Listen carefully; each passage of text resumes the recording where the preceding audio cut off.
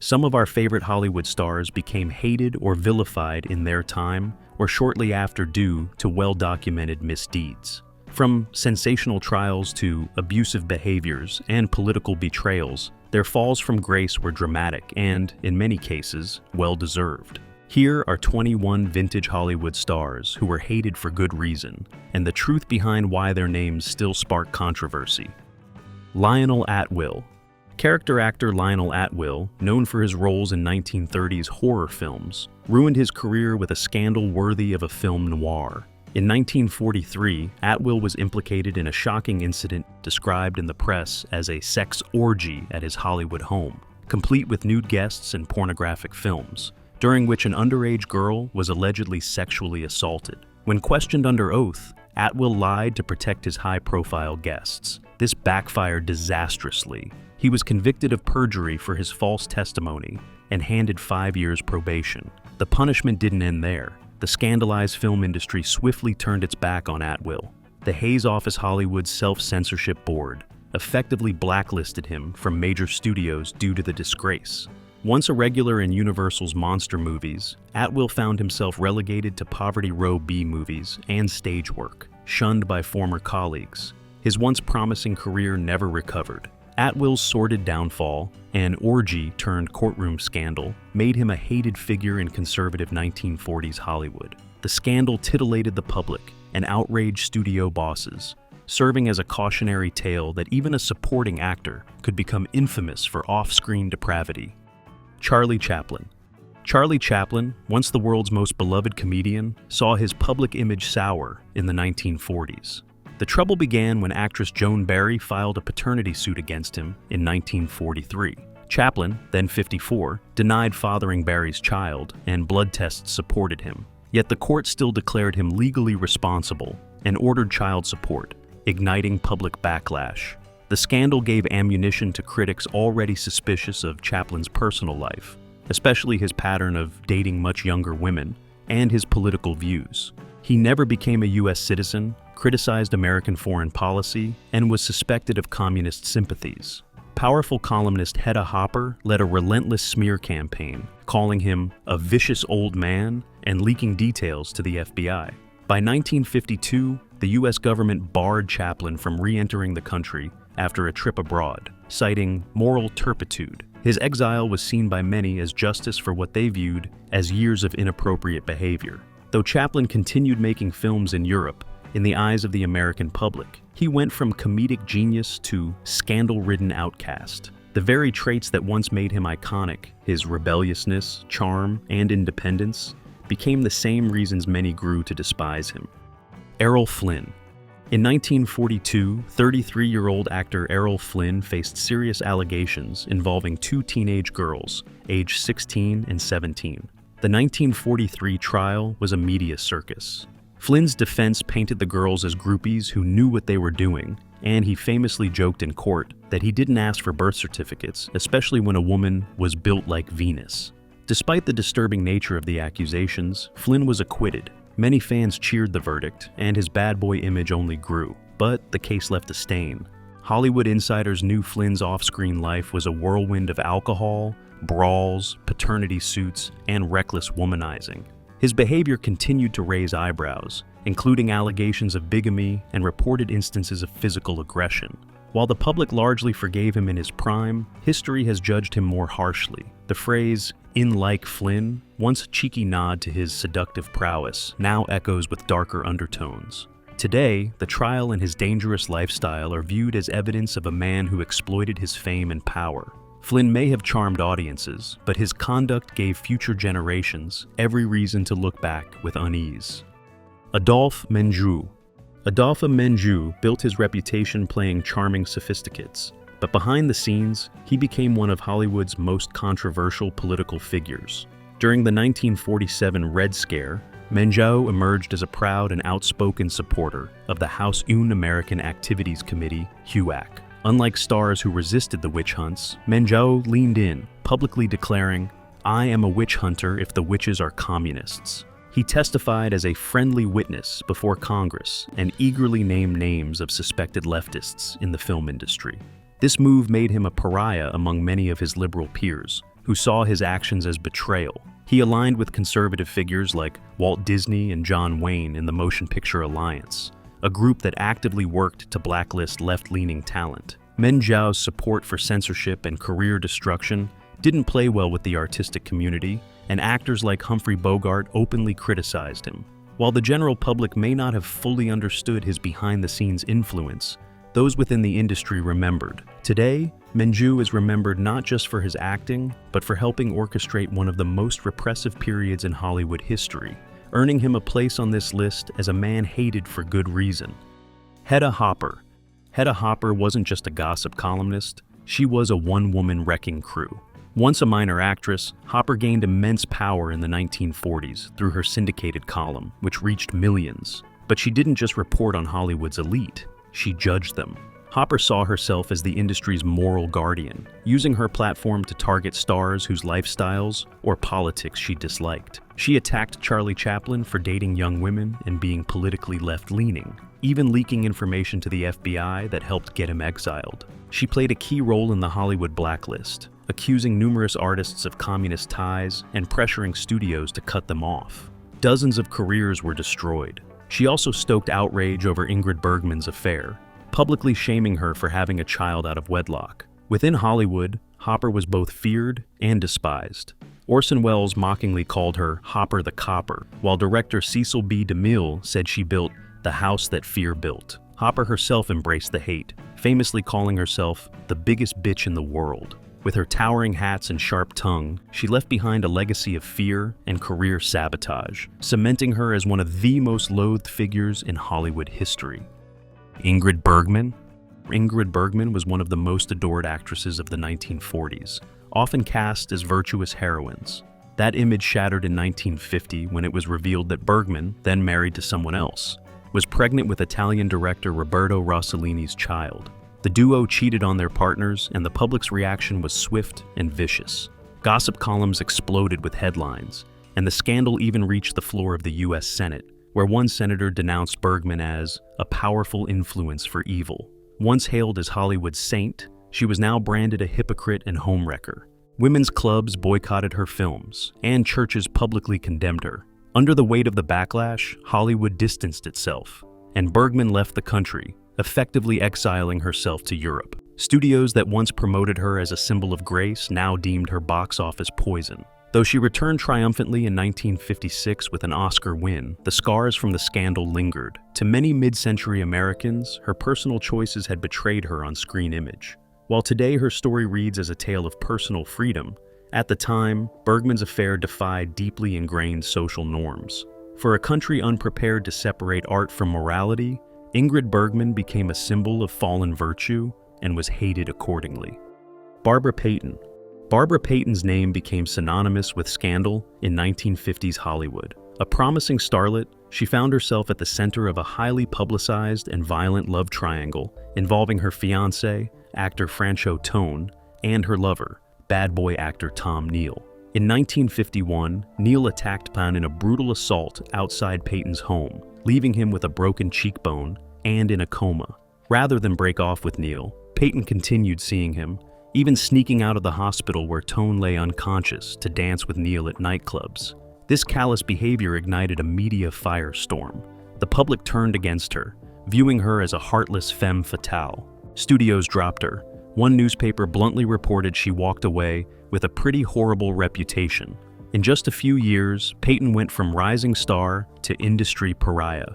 Reduced to B-movies and scandal sheets, she spiraled into alcoholism and prostitution. Her once glamorous name became a cautionary tale. In a time when actresses were expected to uphold virtue, her brazen infidelity, association with violence, and unapologetic defiance of social norms made her reviled. Payton's downfall wasn't just tragic, it was, in the eyes of the public, deserved. She embodied Hollywood's dark side of beauty without boundaries.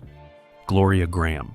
Gloria Grahame, an Oscar-winning actress known for her film Noir Allure, shocked Hollywood with a scandal that tainted her legacy forever. During her marriage to director Nicholas Ray, rumors swirled that Grahame had an affair with Ray's teenage son, Tony, just 13 at the time. Ray later claimed he caught them in bed, and their marriage dissolved soon after. Years passed quietly until, in 1960, Grahame stunned the public again by marrying Toni Ray when he turned 23. The idea that she had once been his stepmother, and possibly more while he was underage, turned stomachs in Hollywood and beyond. The press had a field day, and the scandal swiftly tanked her career. Studios that had once celebrated her refused to cast her. Grahame found work only in obscure British films and on stage, far from the Hollywood spotlight. Though the couple stayed married for over a decade, the damage to her reputation never healed. In an era when image was everything, her taboo relationship crossed a moral line even Hollywood couldn't tolerate. Gloria Grahame's fall wasn't about crime, it was about crossing societal boundaries so disturbing that her name became synonymous with disgrace. Elia Kazan. Elia Kazan was a genius director, but to many in Hollywood, he'll always be a traitor. In 1952, during the height of anti-communist paranoia, Kazan testified before the House Un-American Activities Committee HUAC, where he named 8 former colleagues as Communist Party members. His cooperation allowed him to continue working in Hollywood, but it came at a steep cost. Colleagues viewed him as someone who chose career over loyalty. Writers and actors he named were blacklisted, their careers and lives deeply affected. Kazan's betrayal hurt close friendships. Playwright Arthur Miller never forgave him, and later wrote The Crucible as an allegory for the HUAC witch hunts. The resentment lingered for decades. When Kazan received an honorary Oscar in '99, many attendees refused to applaud, and protesters gathered outside with signs listing the names he'd given up. Though Kazan tried to defend himself through his film On the Waterfront, which portrayed informing as moral, the controversy never faded. His legacy remains split: brilliant artist or political betrayer. For those who valued solidarity and artistic freedom, Kazan's choice to name names made him unforgettable, and not in a good way. He remains a prime example of someone hated for good reason in Hollywood memory. Walter Brennan. Walter Brennan, known for playing lovable old-timers on screen, held shockingly hateful views in real life. Behind the scenes, Brennan was an outspoken far-right conservative and a proud segregationist. He associated with the John Birch Society and believed the civil rights movement was a communist plot. According to his biographer, Brennan was so racist that he celebrated the assassination of Dr. Martin Luther King Jr., reportedly expressing joy at the news. He also believed that unrest in black communities could be solved with a machine gun. While these views were rarely publicized during his lifetime, they were well known within Hollywood. Co-stars recalled Brennan's frequent rants about godless communism and his disdain for liberal colleagues. For someone affectionately called America's favorite grandpa on The Real McCoys, the revelation of his racist and extremist beliefs was deeply disturbing. Though Brennan never faced public backlash in his own time, the media was less aggressive then. Modern audiences view his legacy through a darker lens. His warm screen persona now clashes violently with what we know of his real attitudes. Brennan serves as a chilling reminder that a charming exterior can mask something rotten underneath, earning him retrospective contempt from those who once admired him. John Wayne. John Wayne, long hailed as the embodiment of American heroism, left behind a legacy stained by his own words.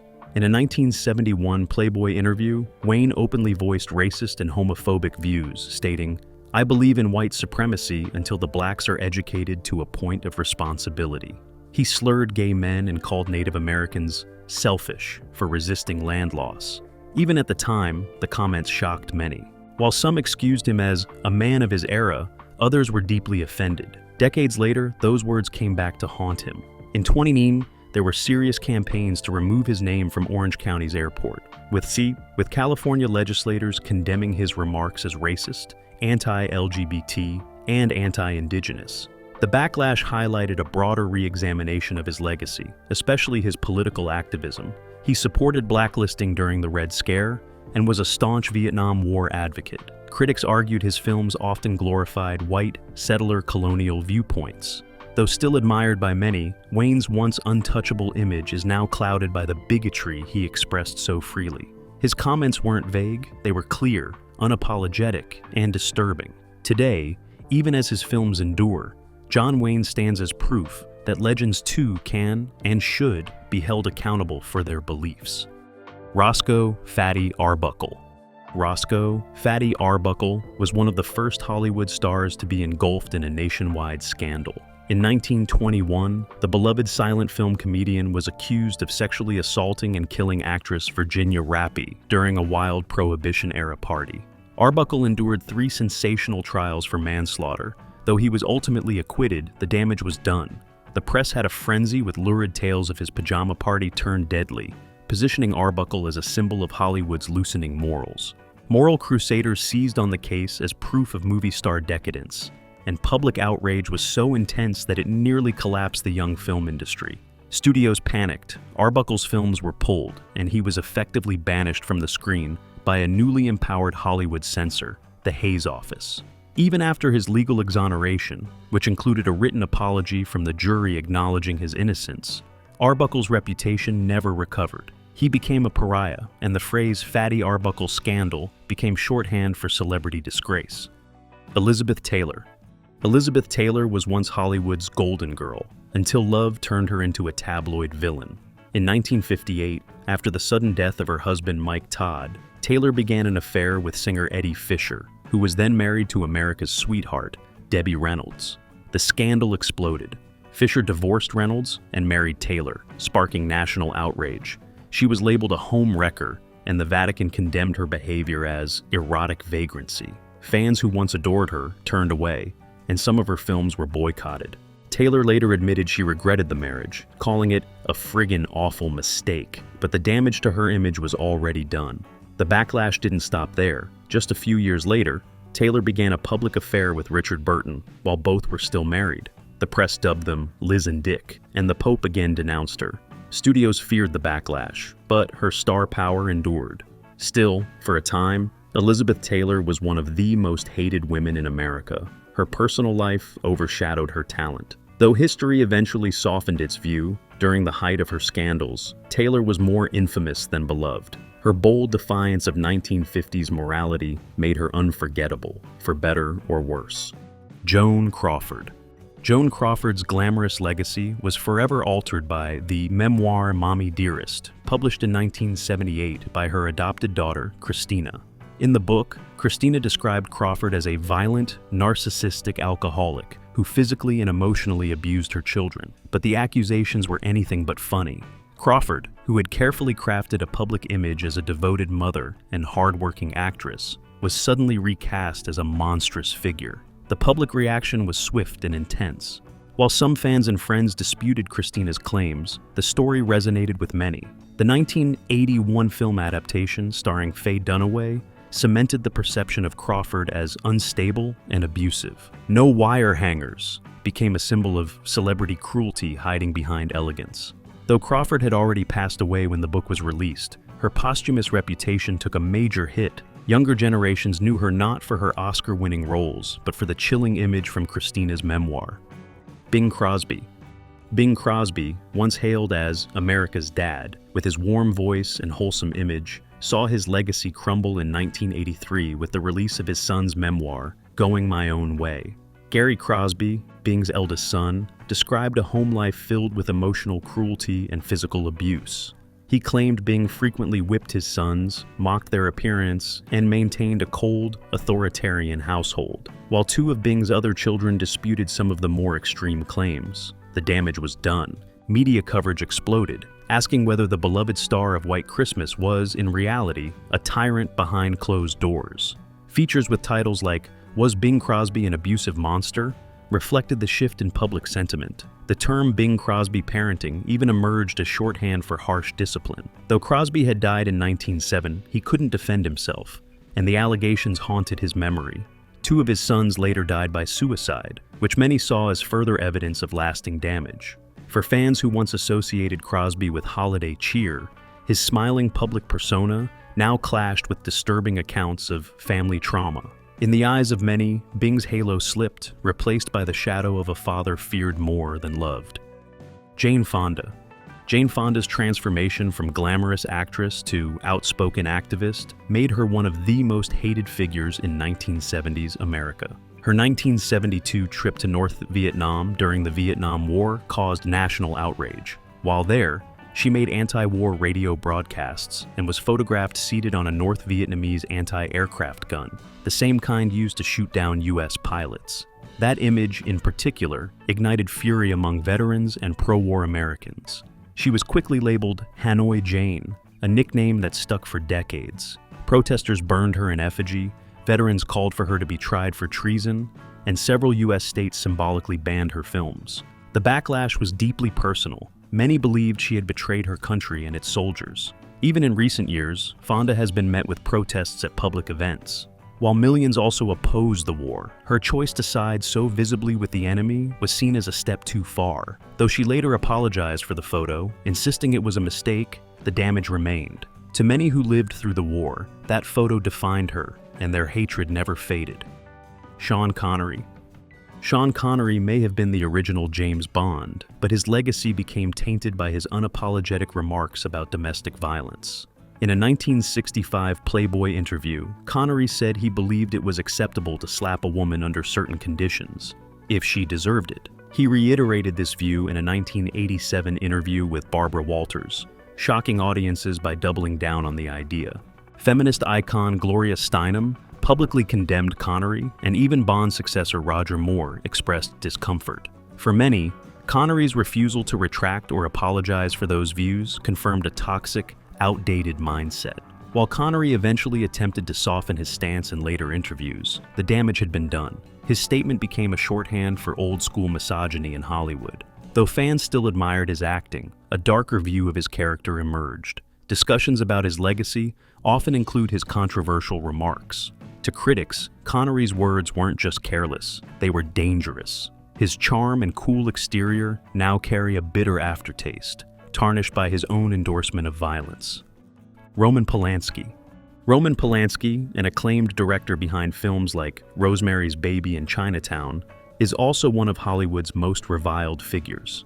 In 1907, he was arrested for drugging and raping 13-year-old Samantha Gailey. He pled guilty to unlawful sex with a minor as part of a plea deal, but fled the US before sentencing. Since then, he's lived abroad, evading justice for decades. While his films continued to receive critical acclaim, he even won an Oscar in 2003. Many saw this as Hollywood turning a blind eye to his crimes. In 2009, when over 100 industry figures petitioned for his release after a Swiss arrest, public backlash was fierce.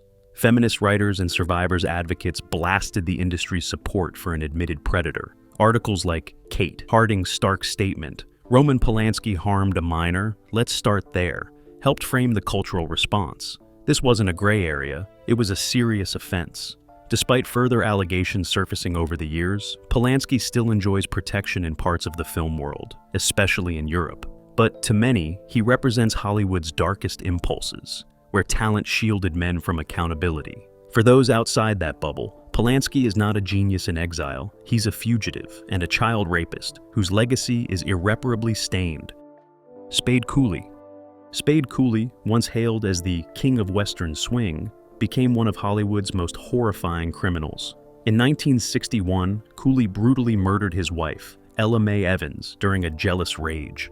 Convinced she was unfaithful, he beat, stomped, and choked her to death, while their 14-year-old daughter witnessed part of the attack. Cooley even burned her with a cigarette, then sat beside her corpse for hours before calling paramedics.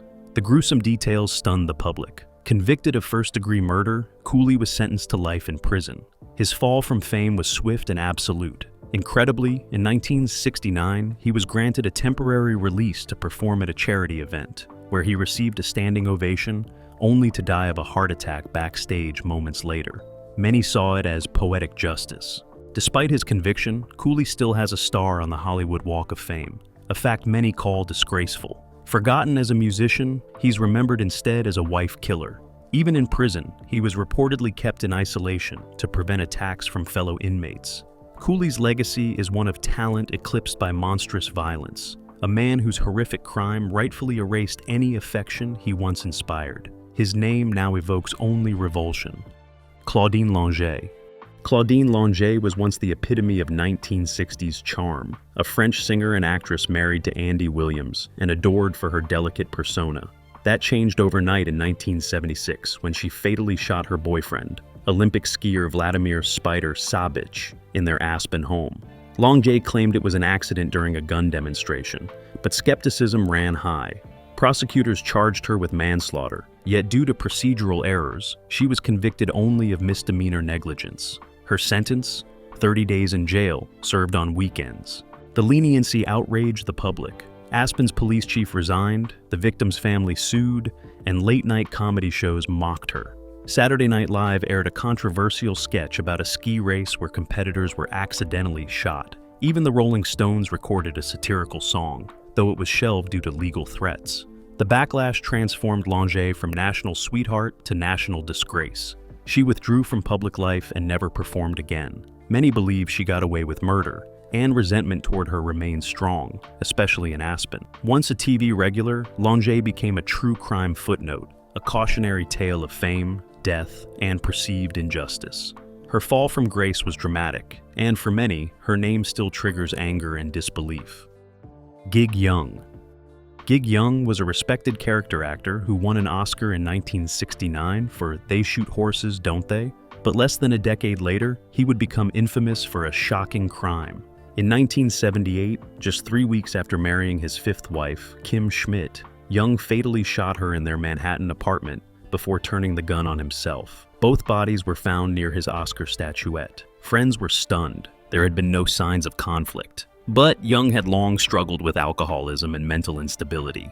He was fired from projects like Blazing Saddles and Charlie's Angels for drunken behavior, and his erratic conduct had stalled his once bright career. The murder-suicide sent shockwaves through Hollywood. Unlike other celebrity scandals, there was no comeback, no apology, only finality. Young's name virtually disappeared from respectful conversations, reduced to a grim cautionary tale. Once admired for his charm and talent, he became a symbol of self-destruction.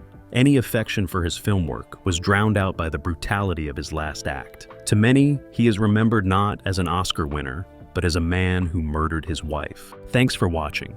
If these stories left you shaken by the darker sides of vintage stardom, be sure to like this video, subscribe to the channel, and share your thoughts in the comments.